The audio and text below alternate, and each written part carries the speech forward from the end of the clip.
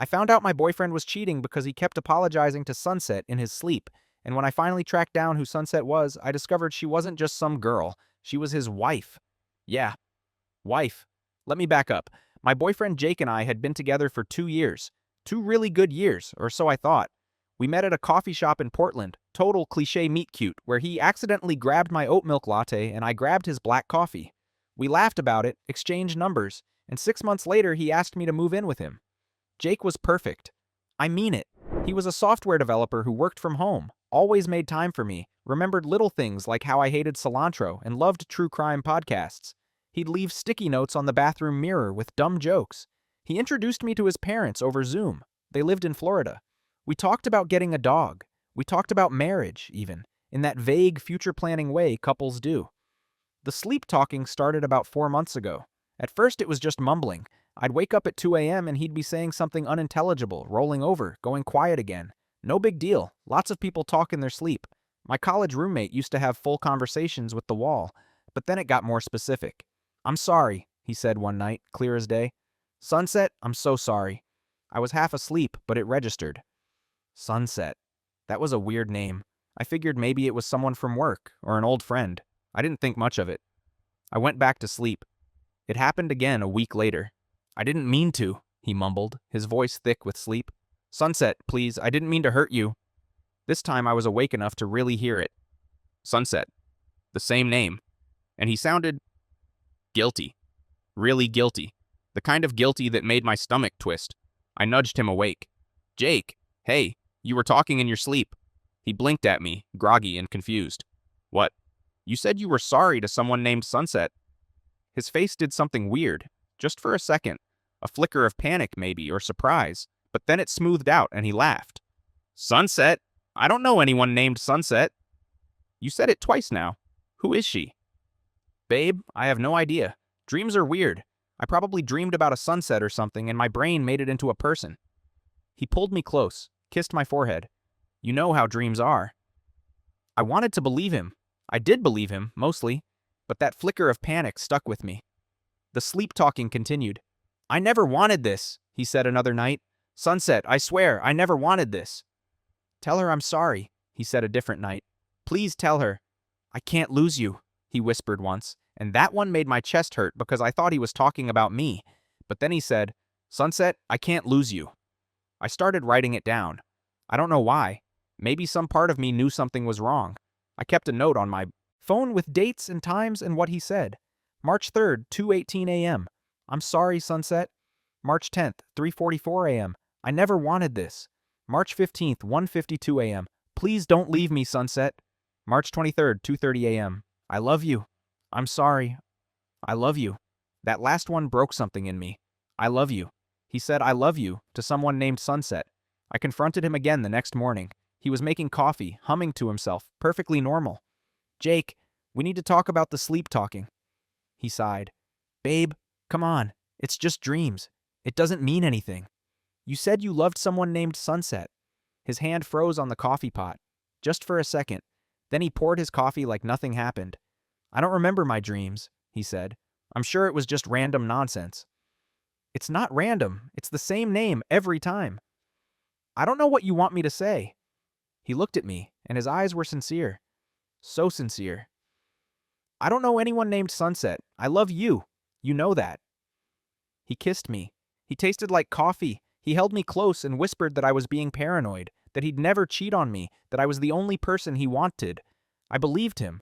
God, I wanted to believe him so badly. But I started paying attention. Little things. Things I'd ignored before. Jake was on Discord a lot, like, a lot.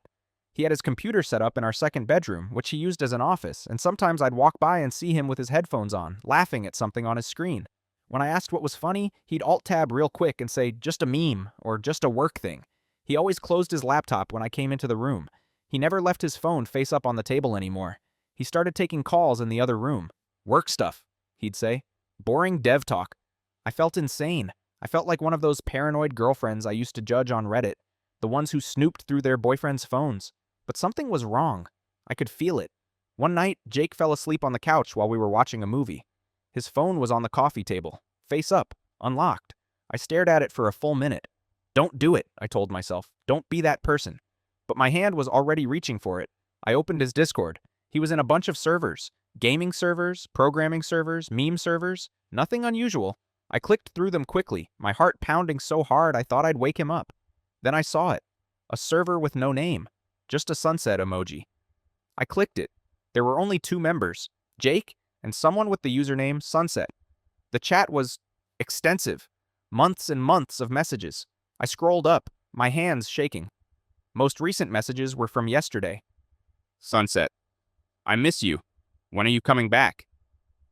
Jake. Soon, I promise. I just need to figure some things out. Sunset. You keep saying that. It's been 2 years, Jake. Jake. I know. I'm sorry. Sunset. Do you even love me anymore? Jake. Of course I do. You know I do. This is just complicated. Sunset. You mean she's complicated? Jake. Don't start, please. Sunset. When are you going to tell her the truth? I couldn't breathe. I scrolled up further. Weeks back, months back. Love messages. Paragraphs and paragraphs of love messages. Inside jokes. Pet names. Plans to meet up. Photos. God, photos of them together. Jake with his arm around a woman with long red hair and a bright smile. Jake kissing her. Jake in bed with her. My hands were shaking so hard I almost dropped the phone. I scrolled all the way to the top, to the very beginning of the chat. The first message was from 4 years ago. Jake. Hey, beautiful. Miss you already. Sunset. Miss you too. Can't wait to see you next week. Love you, husband. Husband. I dropped the phone. Jake stirred on the couch, mumbled something, didn't wake up. I picked up the phone again with numb fingers. I read it again. And again. Love you, husband. I scrolled through more messages. Birthday wishes, anniversary messages. Happy 3rd anniversary, my love. Can't believe I get to be married to you. Photos of a wedding.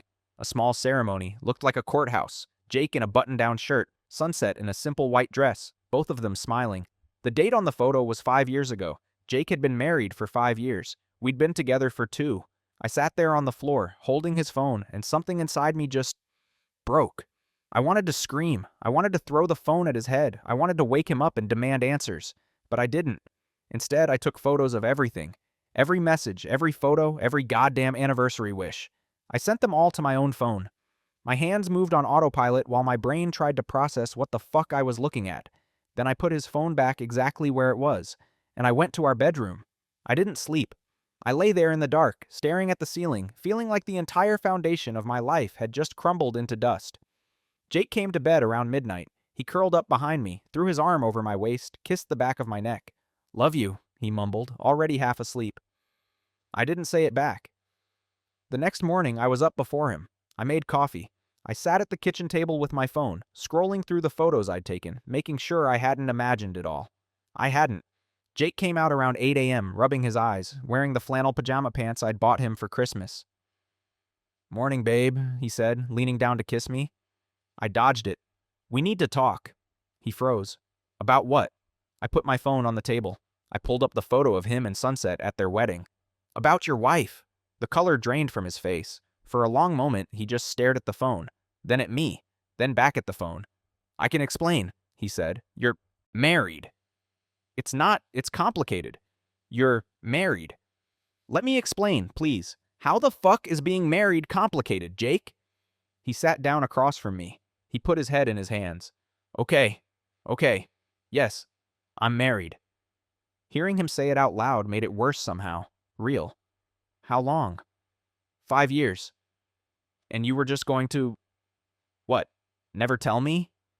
I was going to tell you. I swear I was. Just what? I didn't know how. He looked up at me, and he had the audacity to look hurt, like he was the victim here. I didn't know how to tell you without losing you. So you just lied to me for 2 years. I didn't lie. You told me you loved me. I do love you. You're married to someone else. It's not like that. He ran his hands through his hair. He looked wrecked. Good. Sunset and we've been having problems. Serious problems. We've been separated for over a year. Separated? Jake, you were messaging her yesterday. You told her you loved her. Because I do. I mean, I care about her. We've been together for so long, I can't just turn that off. But you're the one I want to be with. Does she know about me? He hesitated. That told me everything. Does she know about me? She knows I'm seeing someone. Does she know you live with me? Does she know you told me you loved me? Does she know you were planning a fucking future with me? No. Jesus Christ. I was going to divorce her. He reached across the table, tried to grab my hand. I yanked it away. I swear, I was working up to it. It's complicated. Her family is really religious, and divorce is... I don't give a shit about her family. You lied to me. You let me believe we had a future when you were married the entire time. We do have a future. I'm going to divorce her. I just need time. Time? You've had 2 fucking years, Jake. I know. I'm sorry. He was crying now. Actual tears. I'm so sorry. I never meant for this to happen. I met you, and I fell in love, and I didn't know how to tell you about Sunset without ruining everything. I thought I could figure it out. I thought I could fix it. Fix it? You can't fix this. Please. He came around the table, tried to hug me. Please, just let me make this right. I'll tell her today. I'll ask for a divorce today. Just don't leave me. Please don't leave me. I pushed him away. I need to think. Think here. Please. Don't go. But I was already grabbing my keys, my purse, my phone. I need space. How much space? When are you coming back? I don't know. I left. I went to my best friend's apartment, Kira. She took one look at my face and pulled me inside. I told her everything. She was silent for a long time after I finished. Then she said, "Holy shit." Yeah. You're leaving him, right? I don't know. What do you mean you don't know? He's married. I know, but nothing. He lied to you for 2 years. I know. I put my face in my hands. I know. I love him, Kira. I really love him. He doesn't love you, though. Not really. You don't do this to someone you love. She was right. I knew she was right, but it still hurt. I stayed at Kira's for 3 days. Jake called and texted constantly. Please come home. I'm sorry. Let me explain. I told her. I told Sunset about you. That one made me call him. You told her? Yes. He sounded exhausted. I told her everything. I told her about you, about us. I told her I want a divorce. What did she say? He paused. She's upset. Obviously. But she understands. We're going to figure out the divorce details. Just like that? Just like that. Something about his tone felt off, but I wanted to believe him. I wanted so badly to believe that he was finally being honest. I need more time, I said. Okay, take all the time you need. I'll be here. I hung up. Kira was watching me from the couch. You're not actually considering going back to him. I don't know. He's a liar. I know. You deserve better. I know. But I loved him. That was the fucked up part. Even after everything, I still loved him. On the 4th day, I got a message from an unknown number. Is this Jake's girlfriend? I stared at it for a long moment before responding. Who is this? This is Sunset. We need to talk. My heart stopped. How did you get my number? Jake's phone. I'm sorry to reach out like this, but I need to know what's going on. What do you mean? Jake told me he's been seeing someone, but he's being really vague about it. How long have you two been together? I debated lying. Then I thought, fuck it. She deserved the truth as much as I did. 2 years. We lived together. There was a long pause. Then, he told me you were just a friend, that nothing physical had happened. Oh my God. That's not true. We've been dating for 2 years. We lived together. He told me he loved me. He told me he wanted to marry me. Another long pause. Can we meet? I think we need to talk in person. We agreed to meet at a coffee shop the next day. I almost didn't go. I sat in my car in the parking lot for 10 minutes, debating whether this was a good idea. But I needed answers. And I had a feeling Sunset did too. She was easy to spot. Red hair, just like in the photos. Pretty. Young. Younger than I expected. Maybe 28, 29. She waved when she saw me. We sat down at a corner table. For a moment, neither of us said anything. Then she said, I'm sorry. For what? For, I don't know, this whole situation. It's not your fault. You didn't know about me. And you didn't know about me. Not until a few days ago. She laughed bitterly. God, he really had both of us fooled, didn't he? How long have you been separated? Her face changed. Separated? Jake said you guys have been separated for over a year. We're not separated. The world tilted. What? We're not separated. We live together. Well, we did. He's been traveling a lot for work, or so he said. He'd be gone for weeks at a time. I thought he was in Seattle for a project. He was with me. In Portland. We live together. She looked like she was going to be sick. He told me he was in Seattle. He told me you guys were separated. We're married. Happily married, I thought. Her voice cracked. We've been trying for a baby. I thought I was going to throw up. I'm so sorry, I said. I didn't know. I swear, I didn't know. I know, I can tell. She wiped her eyes. God, I'm such an idiot. You're not. He lied to both of us. We sat there for a while, two women who'd been fucked over by the same man, trying to piece together what the hell had happened. Can I ask you something? Sunset said after a while. Yeah. Do you love him? I thought about lying, but what was the point? Yeah, I do. She nodded. Me too. What are we going to do? I'm going to divorce him, she said. I already called a lawyer. Good. What about you? I don't know yet. She reached across the table and squeezed my hand. You deserve better than this. We both do. Yeah. We exchanged numbers before we left. It was weird, bonding with your boyfriend's wife, but she was the only person who really understood what I was going through. I went back to Kira's apartment. I needed to think. Jake called that night. Where are you? Are you okay? I met Sunset today. Silence. You what? She reached out to me. We had coffee. Want to know what I learned? I can explain. You're not separated. You live together. You've been lying to both of us. It's not. Don't you dare say it's complicated. You're a liar. You lied to me. You lied to her. You've been lying for years. I love you. No, you don't. You don't do this to someone you love. I hung up. He called back immediately. I declined. He texted, Please, let me explain. It's not what you think. I blocked his number. Then I unblocked it because I realized I needed to go back to the apartment to get my stuff. I texted, I'm coming to get my things tomorrow. Please don't be there. His response was immediate. Please don't do this. I love you. I'll do anything. I didn't respond. The next day, I went back to our apartment. Jake was there, despite my request. Please, he said when I walked in, just talk to me. There's nothing to talk about. I can change. I'll go to therapy. I'll do whatever it takes. You can start by being honest with your wife. I told her everything. You told her I was just a friend. You told her nothing physical happened. More lies, Jake. He looked down. I was trying to protect her. By lying? I didn't want to hurt her more than I already had. What about me? Did you think about how much you were hurting me? Every day. I thought about it every day. Clearly not enough to actually tell me the truth. I started packing. Clothes, toiletries, books, everything I'd brought into this apartment, this life we'd built together on a foundation of lies. Jake followed me from room to room. I'll divorce her, he said, for real this time. I'll file the papers tomorrow. I don't care. I'll do anything. Just give me another chance. Jake. I stopped packing and looked at him, really looked at him. Even if you divorce her, even if you do everything right from now on, I will never be able to trust you again.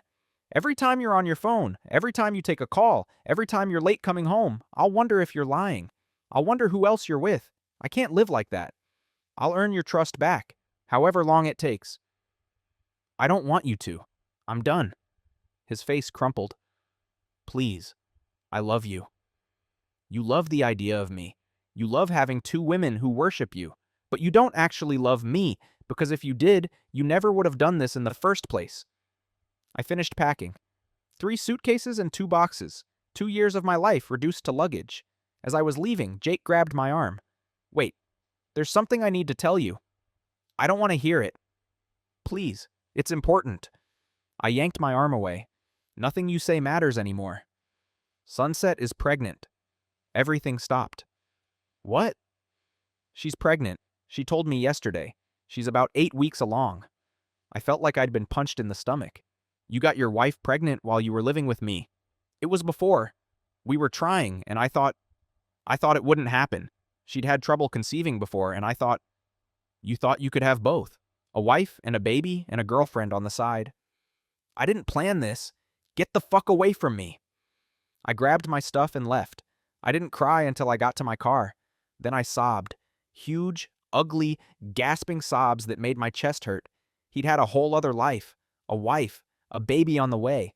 While he was telling me he loved me. Making plans with me. Talking about our future. God, I'd been so stupid. I drove to Kira's. She took one look at me and just hugged me while I cried. His wife is pregnant, I told her when I could finally speak. Jesus Christ. I was such an idiot. You weren't. He was just a really good liar. How did I not see it? How did I not know? Because you trusted him. That's not your fault. But it felt like my fault. The next few weeks were a blur. I moved into a studio apartment I could barely afford. I threw myself into work. I avoided any place where I might run into Jake. Sunset texted me occasionally. Updates on the divorce she'd filed. Questions about things I might know about Jake's finances. I didn't know much. Commiseration about what a piece of shit he was. We developed a weird friendship. Trauma bonding, maybe. But she was kind, and she understood what I was going through in a way no one else could. Jake kept trying to contact me. Calls, texts, emails, messages through mutual friends. I ignored all of it. Until one day, about 6 weeks after I'd left, I got a text from Sunset. Can we meet? Something happened. We met at the same coffee shop. She looked tired, worn out. Her hand rested on her still flat stomach. What's wrong? I asked. I need to show you something. She pulled out her phone and opened Jake's Discord. After everything came out, I got into his computer. I wanted to see the messages between you two, to know the whole truth, you know? Okay. But I found something else. She showed me her phone. Another private server, another sunset emoji, but this one had 3 members, Jake, Sunset, and someone called Dusk. Who's Dusk? I asked. I don't know, but look at the messages. I scrolled through.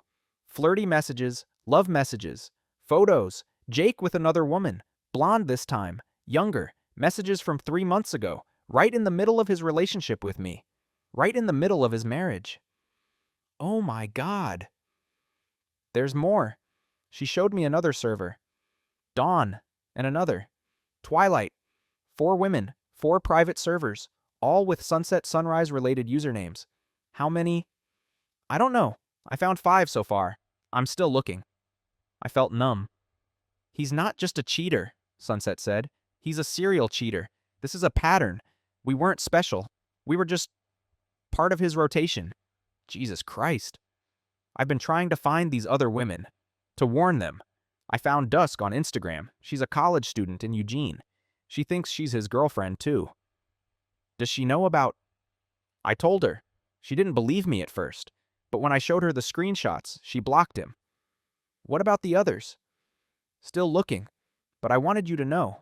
I thought you deserved to know the whole truth. The whole truth. Jake hadn't just been cheating on his wife with me. He'd been cheating on both of us with multiple other women. He'd had an entire network of girlfriends, all kept separate, all believing they were the only one. The sleep talking, I said suddenly. What? He was talking in his sleep, apologizing to Sunset. That's how I found out about you. He was feeling guilty about one of you, probably you since you're his wife, but he was living with me, so it was coming out in his sleep. That's so fucked up. Yeah. We sat there, 2 of Jake's victims, trying to process the scope of his lies. I'm getting a paternity test, Sunset said quietly. What? For the baby. I need to know if it's even his. You think? I don't know what to think anymore. I thought I knew him. I thought we had a good marriage, but clearly I didn't know anything. I reached across the table and took her hand. I'm so sorry. Me too. We stayed in touch after that. Sunset found 2 more of Jake's girlfriends, one in San Francisco, one in Austin.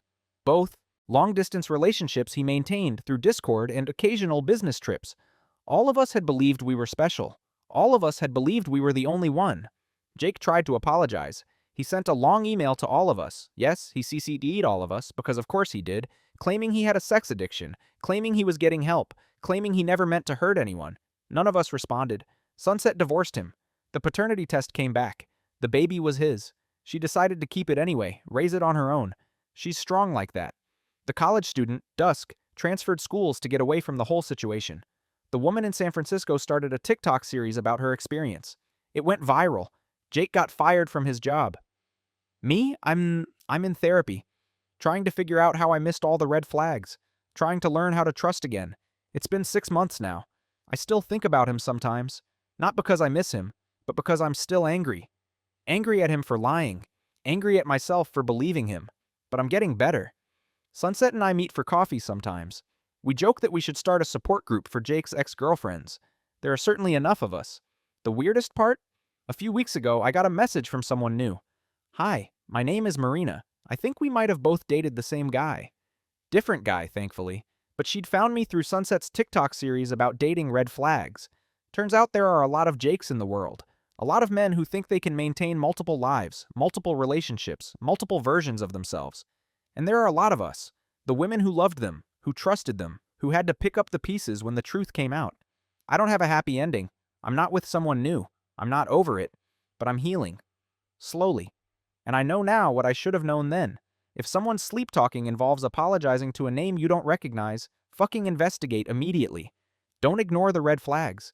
Don't rationalize the weird behavior. Don't believe the excuses. Trust your gut. It knows. Looking back, there were so many signs I missed. The closed laptop, the phone always face down, the work trips that lined up a little too perfectly, the way he'd sometimes call me by a slightly wrong name and correct himself immediately. I thought I was being a cool girlfriend by not questioning him, by giving him space and privacy, by trusting him completely. But trust without verification isn't trust. It's naivety. And Jake? Last I heard, he moved to Denver, probably starting over with a new set of women who don't know about each other yet. But here's the thing I learned. Men like Jake don't change. They just get better at hiding. So if you're reading this and something feels off in your relationship, and you're trying to talk yourself out of your suspicions because you don't want to be that person who snoops or questions or causes drama, be that person. Check the phone, ask the questions, demand the truth, because you deserve someone who loves you enough to not make you play detective. You deserve someone whose sleep talk is about boring work presentations and weird dreams about flying, not guilt-ridden apologies to women you've never heard of. You deserve better than a man who keeps you in a private Discord server, hidden away from his real life. And if anyone ever tells you they're separated but it's complicated, run. Just fucking run. That's it. That's my story. The story of how I found out my boyfriend was married because he kept apologizing to Sunset in his sleep, and how I learned that Sunset wasn't just his wife. She was one of at least 7 women he was juggling at the same time. I wish I could say I saw it coming. I wish I could say I was smarter than this. But I wasn't. I was just a woman in love with a man who was very, very good at lying. Don't be me. Trust your gut. Investigate the weird shit. And never, ever ignore sleep talk that involves names you don't recognize. Edit. Holy shit, this blew up. Thank you all for the support and for sharing your own stories. It's terrifying how common this is. Edit 2. For everyone asking, yes, Sunset and I are still friends. She had the baby, a girl, and she's doing great. The baby is adorable and will never know what a piece of shit her father is until she's old enough to understand. Edit 3. Jake tried to friend me on LinkedIn last week. I blocked him. The fucking audacity. Edit 4. To the person who DM'd me saying I should have known something was wrong and this is partly my fault, fuck you.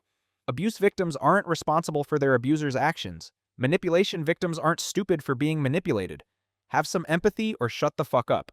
Final edit, I'm turning off notifications for this post. Thank you all again. If you're going through something similar, please reach out to someone. You're not alone. You're not stupid. You're not crazy.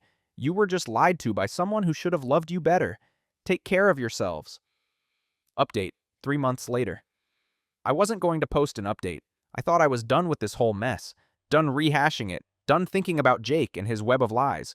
But something happened last week that I need to tell you about, because it's fucking insane and I still can't fully process it. So, where did I leave off? Right. Jake tried to friend me on LinkedIn. I blocked him. Life was moving forward. I was in therapy. Sunset and I were friends. The baby was born. Everything was settling into a new normal. I started dating again. Nothing serious, just some apps, some coffee dates. I wasn't ready for anything real. But my therapist said I needed to put myself out there. Remember what healthy interaction looked like. I matched with this guy named David. Nice profile. Good job. Architect. No red flags in his bio. We met for drinks. He was great. Funny. Asked questions, actually listened to the answers. We talked for 3 hours. At the end of the night, he asked if he could see me again. I said yes. We went out 4 more times over the next 2 weeks. He was consistent. Texted when he said he would, showed up on time, didn't play games. It felt easy.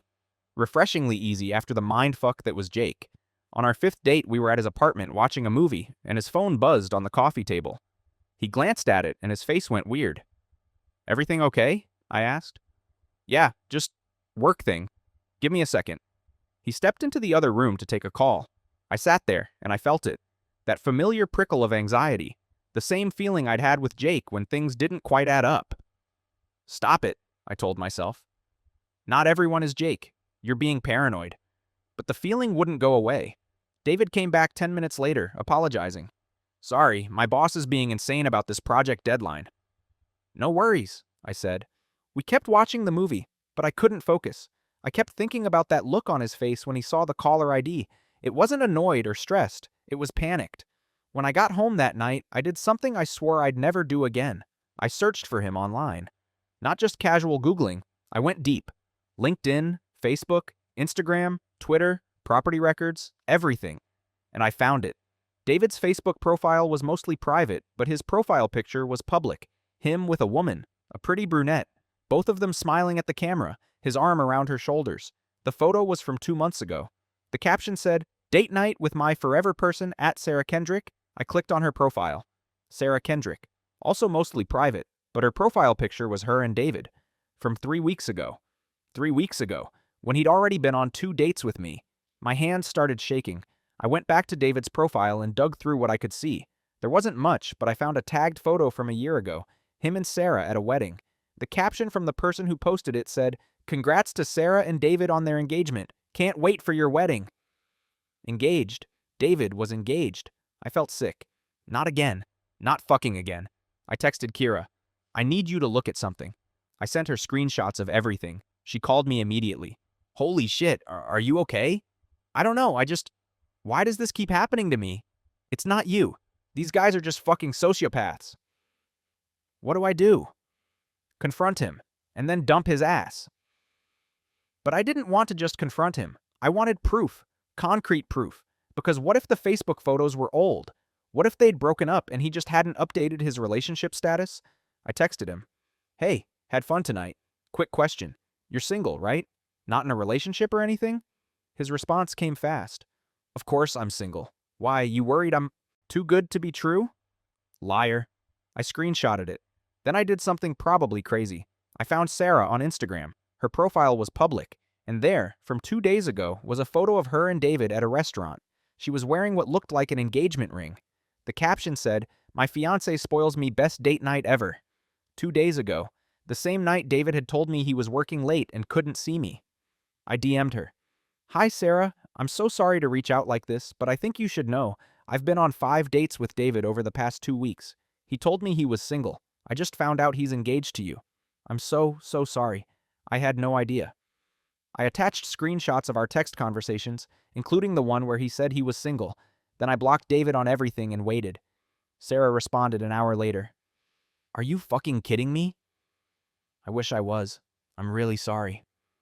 "Don't apologize. This isn't your fault. Can we talk? Like, on the phone?" We talked for 2 hours. Sarah was great. I mean, she was pissed, furious, but not at me. She was grateful I'd told her. "We've been together for 4 years, she said. "Engaged for 1. The wedding is in 6 months. I thought everything was perfect. I'm so sorry." "How did you find out?" "I got paranoid after something felt off, so I looked him up online. I had a bad experience with a cheater before, so I guess I'm hypervigilant now." "Thank God you are. I never would have known otherwise." "What are you going to do?" "Confront him. Definitely. I don't know about the wedding yet. I need to think." We hung up and I felt hollow. Different from when I found out about Jake, but still awful. Like I was cursed or something.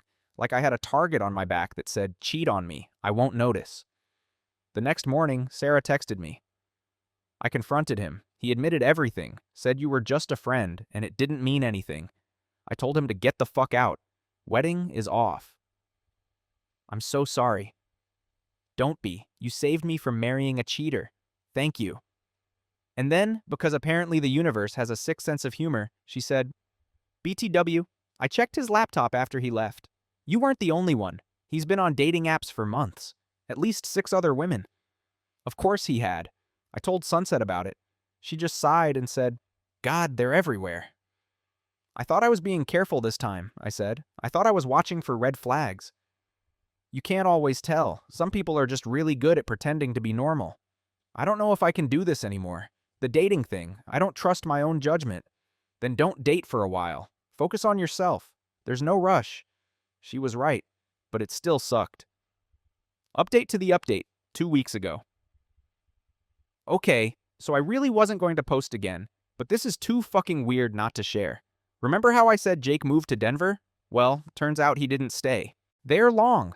Sunset texted me last week. You're not going to believe this. What? Jake is in prison. I literally dropped my phone. What?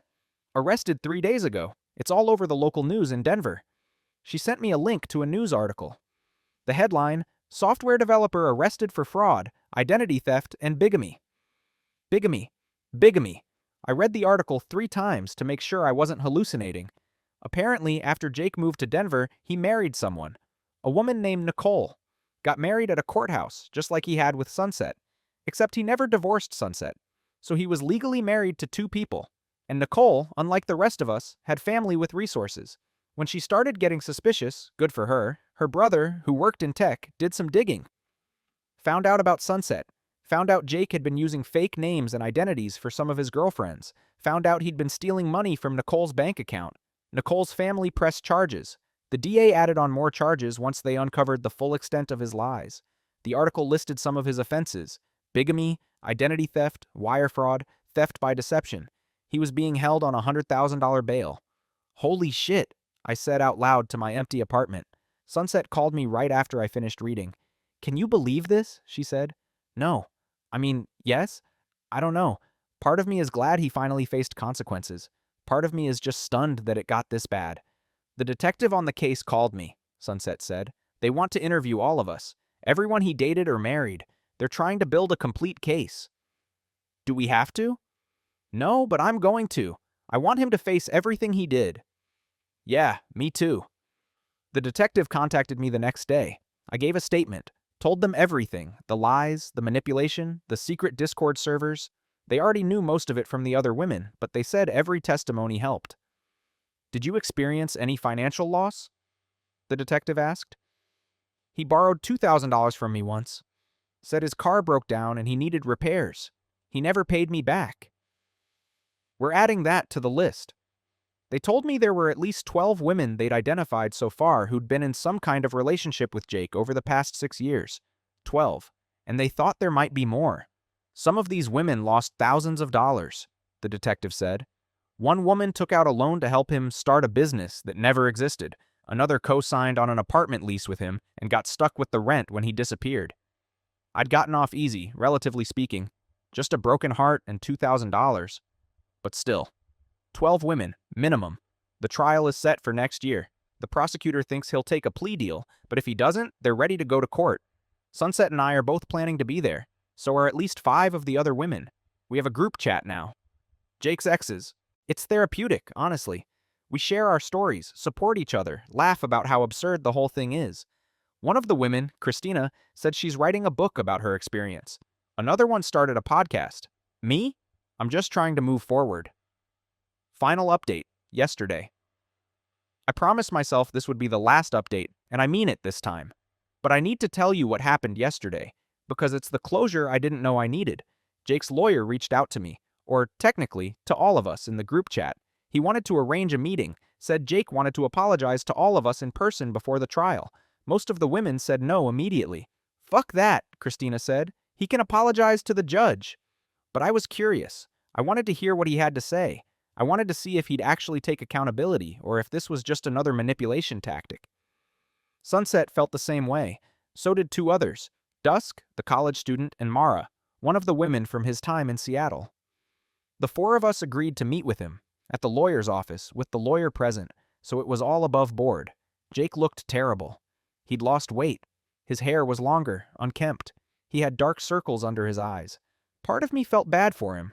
The other part thought, good. He sat across from us, his lawyer beside him, and for a long moment he just looked at us. Then he started crying.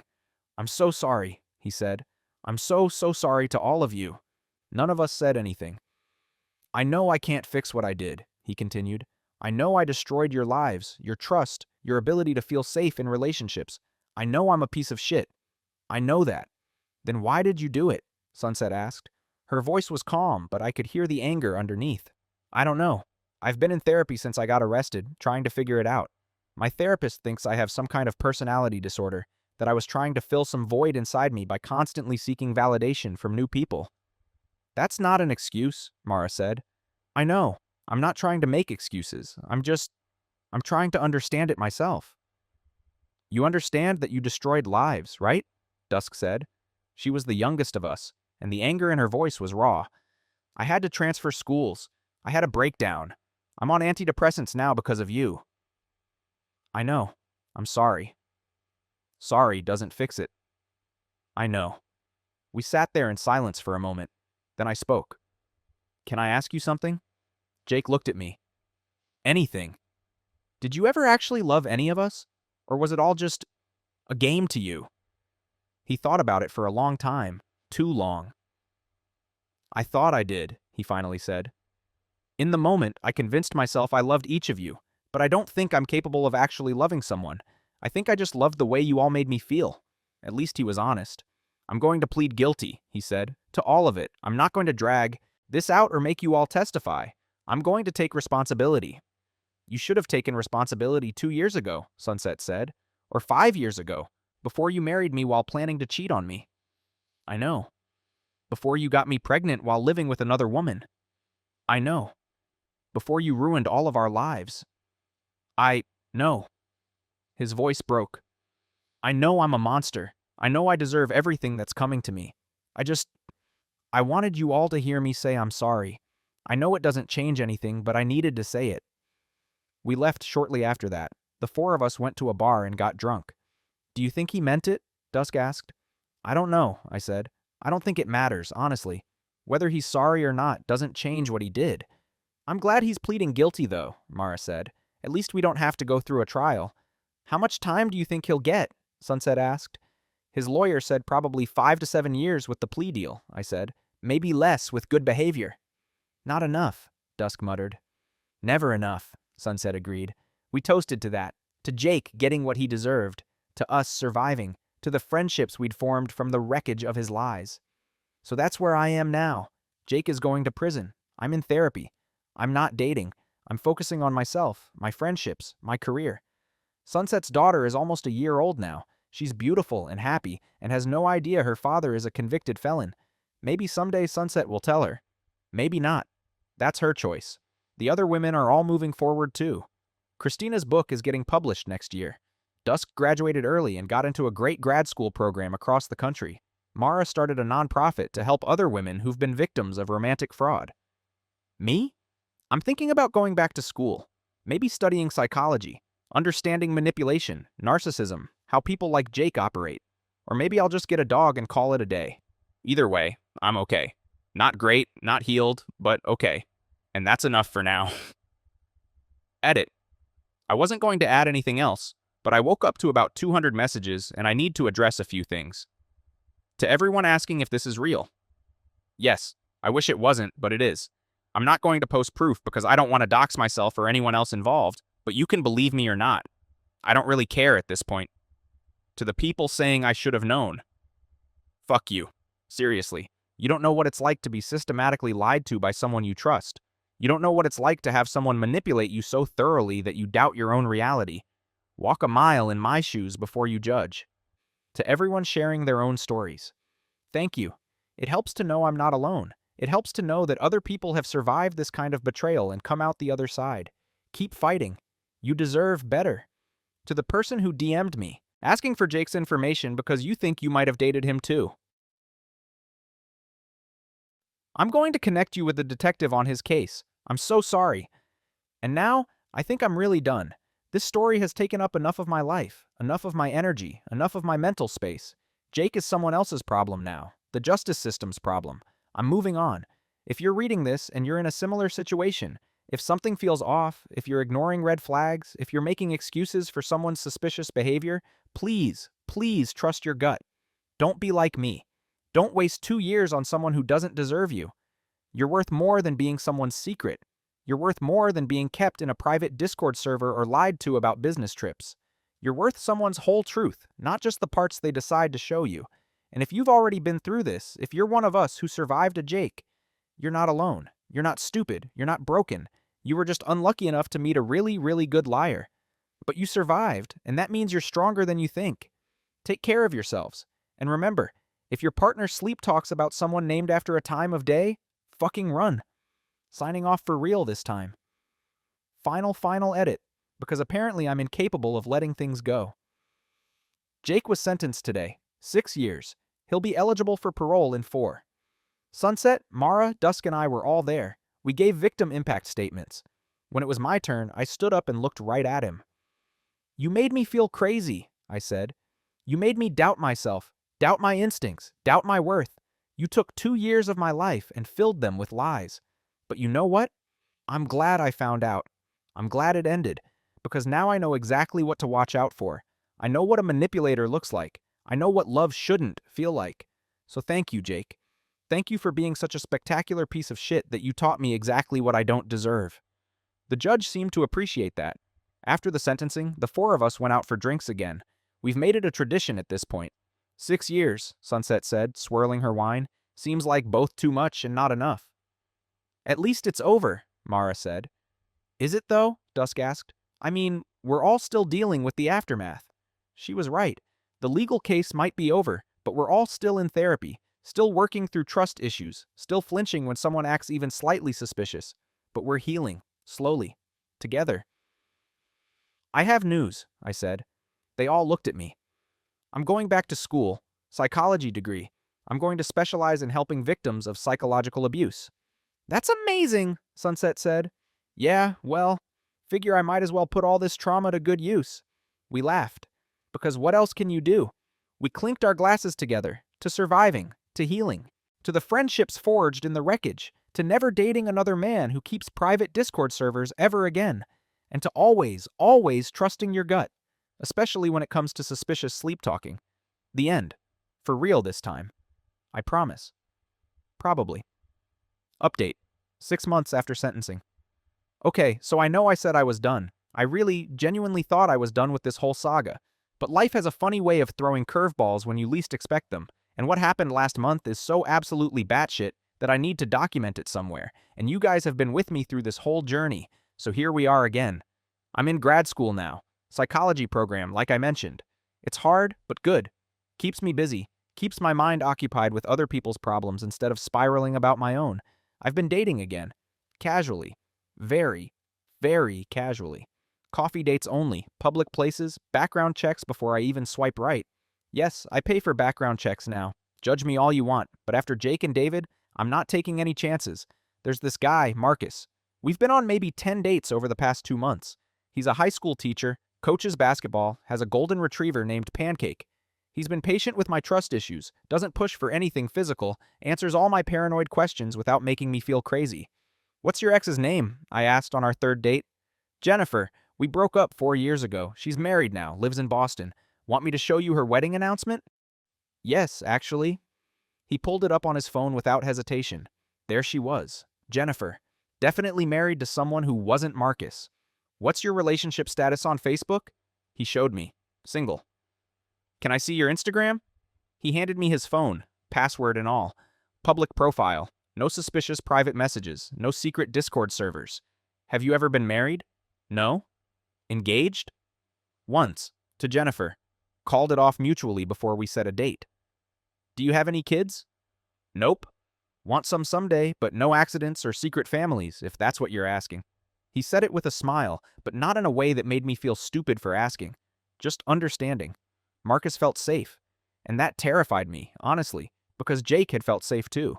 But my therapist said I can't let Jake ruin every future relationship. At some point, I have to take a leap of faith again. So I was taking it slow with Marcus. Baby steps, coffee dates turned into dinner dates, turned into movie nights at his place, where I met Pancake, who is indeed a very good boy. Everything was going well, until I got the phone call. It was a Tuesday evening. I was studying for a midterm when my phone rang. Unknown number. I almost didn't answer, but something made me pick up. Hello? Is this... A woman's voice, shaky. Is this the woman who dated Jake Morrison?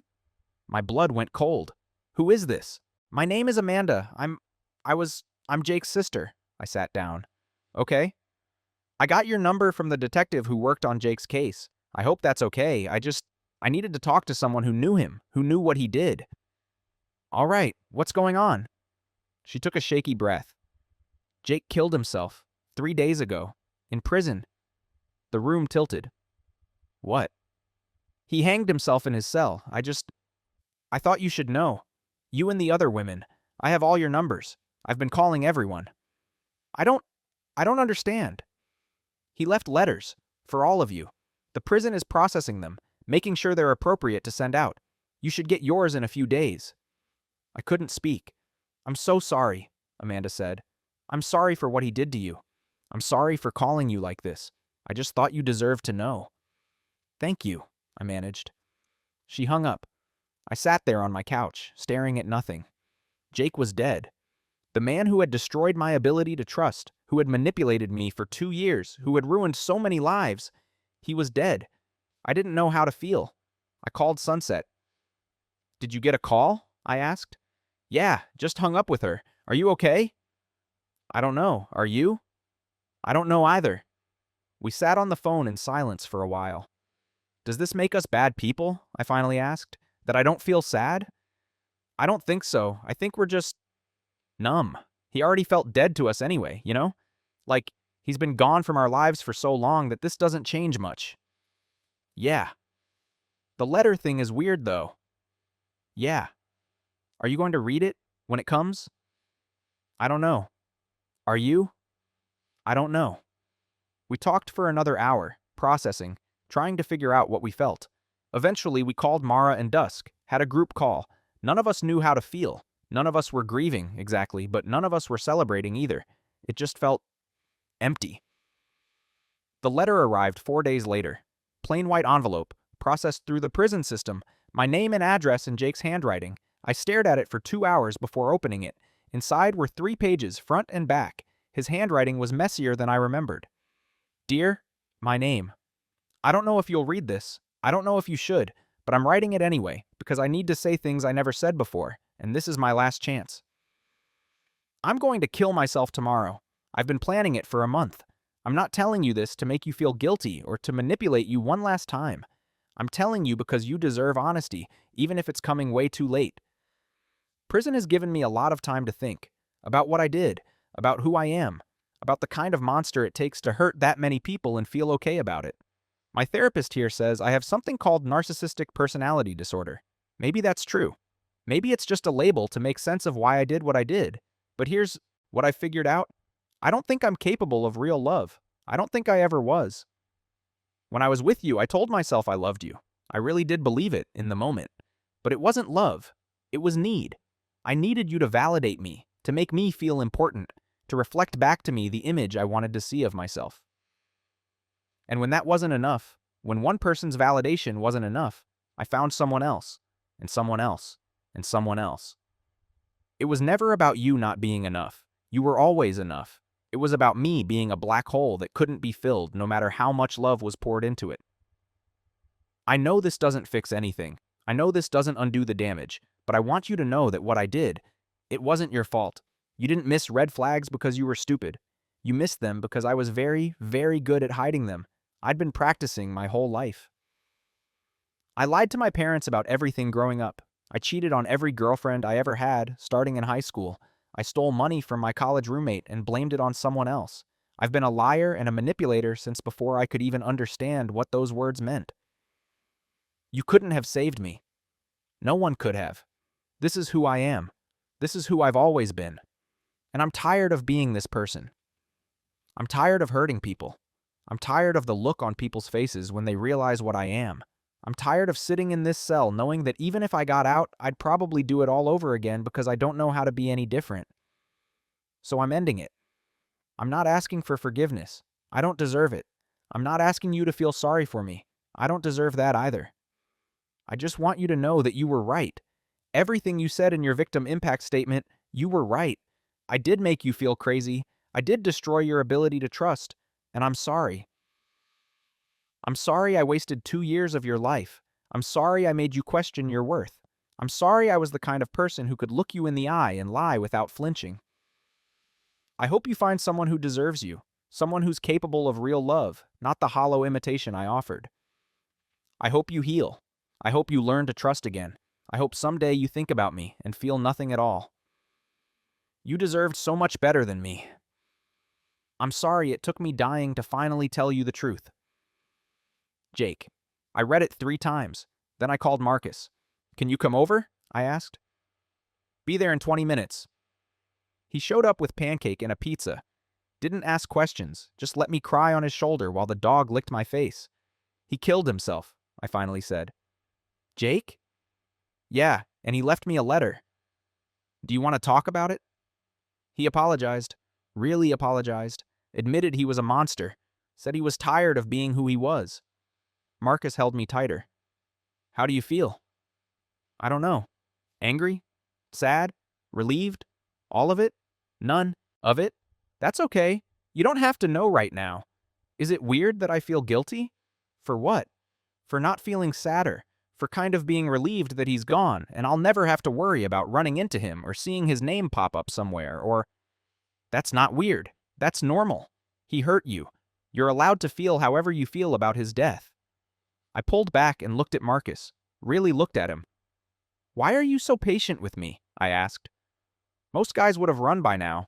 I'm a mess. I have trust issues. I make you prove you're single in increasingly paranoid ways. Why do you stick around? He smiled. Because I like you, and because you're not a mess. You're someone who's been through trauma and is working to heal from it. That's not a flaw. That's strength. I don't feel very strong. You're in grad school studying psychology so you can help other people who've been through what you went through. You're rebuilding your ability to trust. You're showing up, even when it's hard. That's strength. I kissed him, right there, with pizza grease on my fingers and tears on my face and a golden retriever trying to wedge himself between us. It was a good kiss. The funeral was small, just family and a few people from Jake's childhood. Amanda had called to invite all of us, the women he'd hurt, but most declined. Sunset went. So did I. I don't know why I went. Closure, maybe? Morbid curiosity. A sense that I needed to see it through to the end. Jake's parents were there. Older couple, looked exhausted. His mom cried through the entire service. His dad just sat there, stone-faced. After the service, his mom approached us. You're some of the women, she said. Not a question. Yes, Sunset said gently. I'm sorry for your loss. His mom's face crumpled. I didn't know. I swear, we didn't know what he was doing. He always seemed like such a good boy. We thought... She broke off, sobbing. His dad put his arm around her. He looked at us with tired eyes. We're sorry, he said, for what he did to you. We failed him somehow. We must have. It's not your fault, I said. Jake made his own choices. But where did we go wrong? His mom asked. What did we do that made him turn out like this? I thought about the letter, about Jake saying he'd been lying and manipulating since childhood. I don't think you did anything wrong, I said. Some people are just wired differently. It's not always about how they were raised. His mom didn't look convinced, but she nodded. Thank you for coming. I know he didn't deserve your kindness. We left shortly after.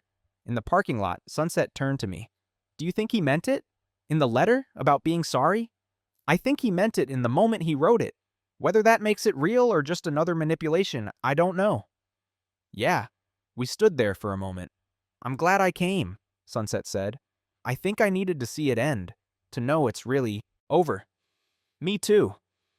But I also never want to think about Jake Morrison ever again. Agreed. We hugged and went our separate ways.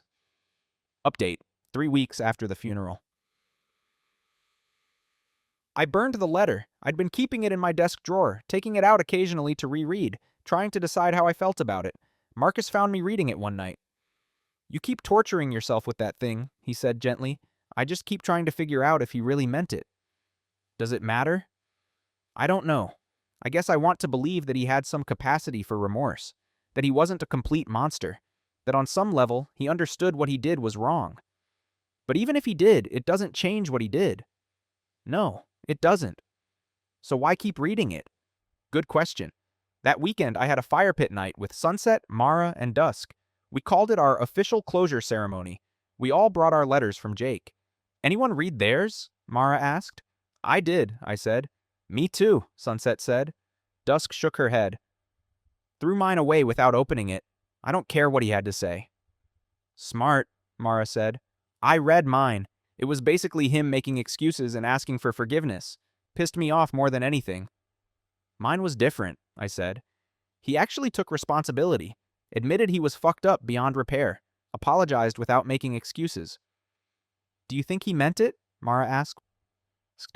I think he meant it enough to kill himself over it. We sat with that for a moment. Should we feel bad? Dusk asked. That he killed himself? I don't think so, Sunset said. He made that choice, not us. But what if our victim impact statements pushed him over the edge? Dusk pressed. What if he killed himself because of what we said? Then that's on him for not being able to face the consequences of his actions, Mara said firmly. We told the truth. If he couldn't handle hearing the truth, that's his problem, not ours. Mara's right, I said. We're not responsible for his choices. We never were. Okay, Dusk said. Okay, I just needed to hear that. We burned the letters one by one, watched them curl and blacken in the flames, watched 2 years of pain and manipulation turn to ash. To moving the fuck on, Mara said, raising her beer. We clinked bottles. To never dating anyone with a secret Discord server ever again, Sunset added.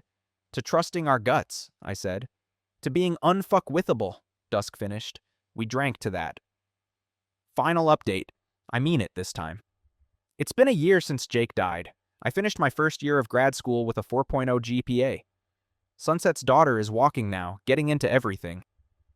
Sunset started dating someone, a woman this time. Figured I'd try something different, she joked. Mara's nonprofit is thriving. She's helped over 100 women navigate the aftermath of romantic fraud. Dusk is in her PhD program, studying the psychology of manipulation and abuse. And me? I'm still with Marcus. We moved in together last month. I'm not going to lie and say all my trust issues are gone. They're not.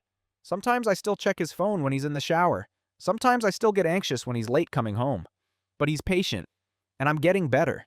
Last week, he left his laptop open while he went to grab takeout. I walked by and saw he had Discord open. My heart started racing. That old familiar panic.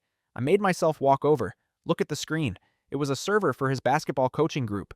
Public server. 40 members. Nothing shady. I felt stupid for even checking, but also proud of myself for looking instead of spiraling. Progress, I guess. Marcus came home with Thai food and found me staring at his laptop. Everything okay? He asked. Yeah, sorry, I saw Discord open and I panicked for a second. He didn't get mad, didn't tell me I was being crazy, just set down the food and hugged me. You can check my Discord anytime you want, he said. All my servers are public, no secrets. I know. I'm sorry I'm like this. Don't apologize. You went through hell. You're allowed to have triggers. This is what love should feel like, I realized. Not perfect, not without anxiety or fear, but safe, honest, patient. Jake taught me what love shouldn't look like. Marcus is teaching me what it should. I'm writing this final update because someone DM'd me yesterday asking if I ever healed, if I ever learned to trust again, if my life ever got back to normal. And the answer is, kind of. I don't think you ever fully heal from something like this. The scars are always there. The hypervigilance. The little voice in the back of your head that says, but what if he's lying? But you learn to live with it. You learn to recognize the difference between intuition and trauma.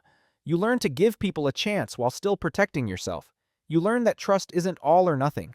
It's not about blindly believing someone or suspecting them of everything. It's about slowly building a foundation, brick by brick, and being willing to walk away if the foundation cracks. You learn that loving someone doesn't mean ignoring red flags or making excuses or sacrificing your sanity. You learn that you're stronger than you thought you were. And eventually, slowly, painfully, gradually, you learn that not everyone is Jake. Most people are just regular, flawed humans trying their best. Most people aren't running secret Discord servers or maintaining multiple lives or lying with every breath. Most people are just people. And some of them, people like Marcus, are actually kind and honest and worth the risk of trusting again. So yeah, I healed. Mostly. And if you're reading this because you're going through something similar, Because someone betrayed you and shattered your ability to trust and made you feel like you'll never be normal again, you will heal too. It won't be fast. It won't be easy. It won't be linear. But you will heal. And someday, you'll meet someone who makes you want to risk trusting again. And maybe it'll work out. Maybe it won't. But you'll survive either way. Because you're stronger than you think. Trust me on that. Or don't. Because, trust issues. But I hope you do. P.S. Pancake says hi. He's currently asleep on my feet while I finish this post. Best decision Marcus ever made was bringing him to our first crisis. 12-10. Good boy. Would recommend getting a dog to help with trauma recovery. PPS. Someone asked if I ever found out what sunset meant to Jake, like why he chose that username system. Found out from Amanda that their mom used to call them sunrise and sunset when they were kids. Jake was born in the morning, Amanda in the evening, so he was naming his secret girlfriends after a childhood nickname, which is somehow even more fucked up than I thought. Anyway, therapy continues. PPPS. If anyone is reading this and thinking about messaging their ex who treated them like shit just to get closure, don't. The closure comes from within. It comes from healing and moving forward and building a life where they don't matter anymore. You don't need their apology or explanation or validation. You just need time and therapy and good friends and maybe a dog named after breakfast food. Okay, now I'm really done. For real this time. Goodbye, Jake. May you rest in whatever peace someone like you deserves. And hello, future. I'm finally ready for you.